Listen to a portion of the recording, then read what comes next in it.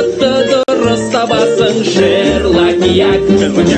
Гермиона қасында қылмыскерлер тұтылмас. Дәлелді тез табады, Шерлок-як. Орта бойлы ақылды қылмысты болашады, әділетті орнатады, Шерлок-як. Шығып барамын. Шерлоктан бұрын табыңдаршы, қара торғайды бопсалаған кім?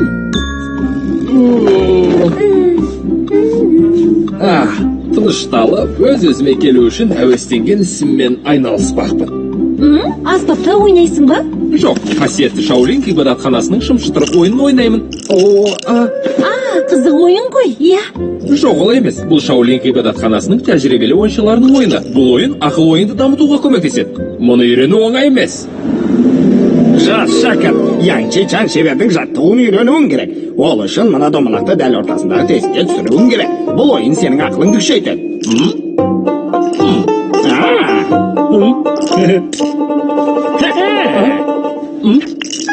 Үйрендім.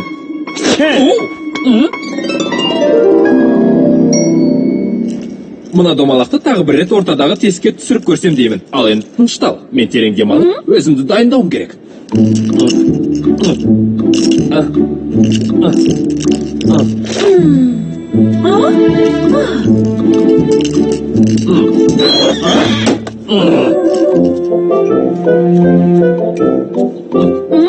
Қызық екен, қара торғай себетін тастап кетті ғой. Мына қоқыс салатын шашқа Гермиона! Мынаған қара, қара торғай қоқыс шашығіне құлпынай толы себетті тастап кетіпті. Дәмді сынай. Мына хайуанаттар бағындағы ең тәтті құлпынай ғой. Қырсығынай! Қызық, ол неге құлпынай толы себетті тастап кетті? Неге қалдырғанын білмеймін. Мен мұнда істі тергеу үшін келген. Қайырлы таң, Шерлок, қайырлы таң, Гермиона. Қайырлы таң, Тарбаған. Күндерің жақсы өтсін, қайтатын уақыттарында қоқыстарыңды жинап кетуді ұмытпаңдар. Жарайды, бірақ ойланып көремін.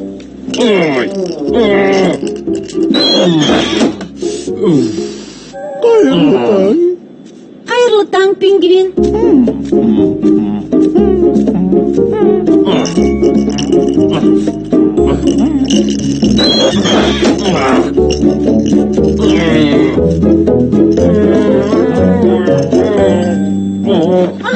Қоқыс шашығындегі құлпынайды ойласам, аузымның суы ағып кетеді.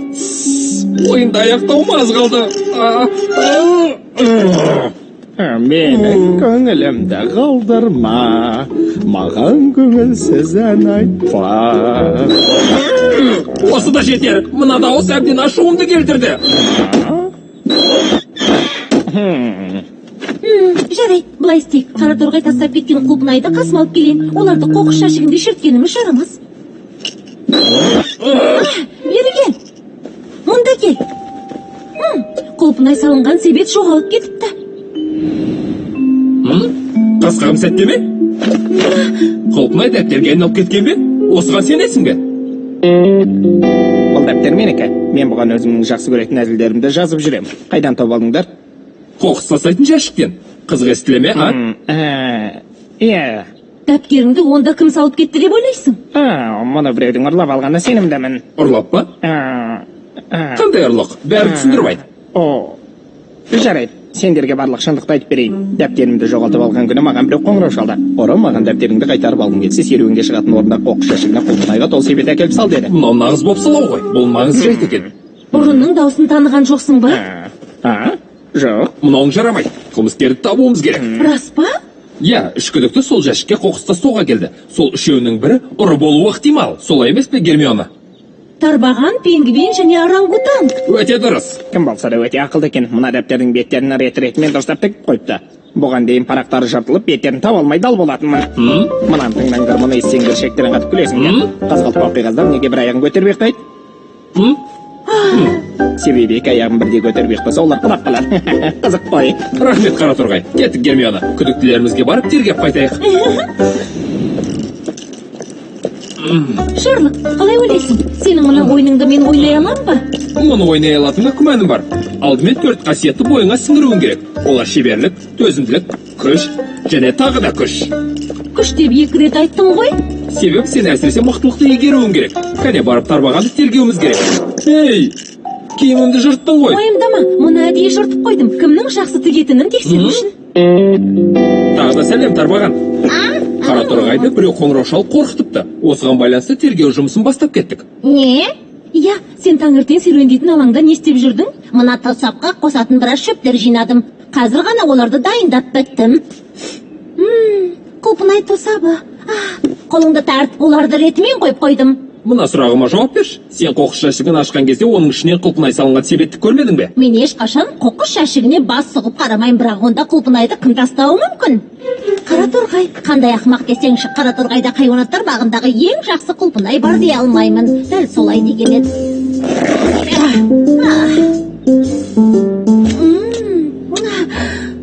Тәтті екен, дұрыс айтыпты. Шерлок, сенің жеңің жыртылып қалыпты ғой. Ятай. Мен тігіп берейін, алдымен жіп салған қобдишамды алып келейін.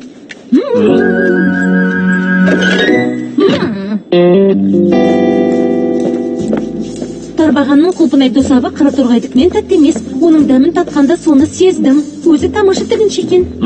Сөзіңнің жаны бар. Қараторғайдың дәптерін қаттап тігіп қоюы мүмкін. Ол кез келгеннің қолынан келеді. Оның рас, пингвин де тігін тіге алатын шығар. Не? Сендер қалжыңдап тұрған боларсыңдар, ақылдарыңнан адасқансыңдар ма? Әлде мен қоқыс жәшігін айналшықтап жүретін құсқа ұқсаймын ба? Менің отанда маңызды тірліктерім бар. Дұрыс айтасың, мынауың жақсы тігіліпті. Жақсы тігіліпті деймісің, тамаша деп айтқың келген шығар. Мен қызыл түске құштарлық атты жаңа топтамамен бүкіл әлемді таңғалдыратын боламын. Мына киім ауа сияқты жеңіл екен. Мен тек жақсы маталармен жұмыс жасаймын. Маталарды өзім бояйтын кездерім де болады. Оларды өзім пішемін. Сондай-ақ өзім тігемін. Маған өз туындымның сапасы ұнайды. Сендерден өтініш, менің уақытымды алмаңыздар. Бірақ серуенге шығып балмұздақ жеуге уақыт таптың ғой. Жай шабытымды ояту үшін жұрт қайтқан едім. Сонымен қоқыс жәшігінде құлпынай салынған себет көрмедіңіз бе? Шабытты қоқыс жәшігінен емес, табиғаттан аласың. Мен құлпынайды мүлдем ұнатпаймын. Қызық екен. Сенің алтын уақытыңды алмай-ақ қояйық. Сау бол, айдарлы пингвин. Сендерге қуана-қуана көмектесер едім, бірақ уақытым тапшы. Қанатыңды жарақаттап алғанымсың? О, ине кіріп кетті. Тігін тігіп отырғанда толқып кетем. Күшің көп екен ғой. Түсінікті. Айдарлы пингвин тігін тіге алады екен, бірақ құлпынайды ұнатпаймын дейді. Оның жұмыс жасайтын орында бір түрлі жағымсыз еш. Құлпынайдың несі екеніне сенімдімін. Мұны қызықты деп ойламайсың ба? Мені тыңдап келесің бе, Шерлок? Осы жол қолына келетін сияқты. Сенің кесірінен жеңіліп қалдым ғой. Негізінде сені жақсы ойыншы деп есептеймін. Сен де неге байқап көрмейсің? Әлбетте. Кейінірек. Енді кезек қараңғылаңқы келді. Бұл оңай емес. Әрине, бірақ сен жақсылап тігіпсің. Шынымен солай ойлаймысың? Дағы жұқтырып алыпсың ғой. Иә, құлпынайдың дағы ғой. Қайдағы құлпынай? Міне, мына құлпынайдың. Олар күн секілді қызыл бауырсақ сияқты томпақ. Мен оларды жан-жақтан жинадым. Олар тәп-тәтті шырын татиды. Тәп-тәтті. Бәрекелді. Шерлок, араңғыдан қылмысын жасырып тұр деп ойламайсың ба? Оның ұстап тұрған құлпынайын айыра алмай тұрмысың? Олардың арасында қаралар бар ғой. Жоқ, араңғыдан мына құлпынайларды қайдан алып келгенін айтшы. Серуен алаңынан. Міне достар, керемет құлпынайлар осы алаңда өседі. Қарайған құлпынайлар ма? Жоқ, кейде арасында болып қалады, мұнда. Бірақ бұл менің өзгелерден жасырып келген жерім. Басқаларға айтпауларыңды сұрайын. Жаман емес, бірақ Қараторғайдың құлпынайы бұған қарағанда дәмдірек. Рас па? Иә, түріне қарап дәмдірек деп ойлап қалып едім. Енді мына сұрағыма жауап бер. Қоқыс жәшігіне салған Қараторғайдың құлпынай жеу ойыңда болды ма? Қоқыс жәшігінде құлпынай бар ма еді? Құлпынай салған себет жоғалып кетті. Сол үшін сенен сұрап тұрмын. Мен бананның қабығын тастағанда жәшікте дәптермен біраз қоқыс жатқан.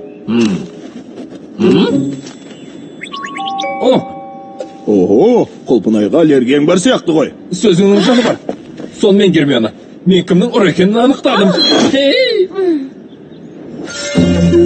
Сонымен жас детектив, оқиға барысын жіті бақылап отырған болсаң, сенің де қылмыскер тапқаныңа сенімдімін. Басынан бастап қайталап өтейік. Қараторғайды біреу, егер себетке толы құлпынай әкелсең, жоғалтып алған дәптеріңді қайтарып беремін деп бопсалаған. Қылмыскер дәптердің парақтарын рет-ретімен тігіп қойған. Қараторғайды кім бопсалады? Тарбаған ба? Орангутанг ба? Әлде айдарлы пингвин бе? Оқиғаның шешімін бірнеше секундтан кейін жария етеміз. Сонымен ұрыны бізден бұрын анықтай аласың ба?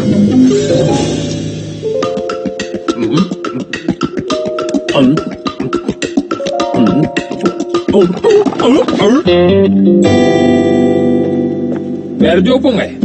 Тарбаған, сен қателікке бой алдырмайтын жақсы тігіншісің. Сонымен қатар дәптердің де әр парағын рет-ретімен тігіп отыруға ерінесің. Өзің құлпынай өсіреді екенсің. Саған қара торғайды бопсалау қажет емес.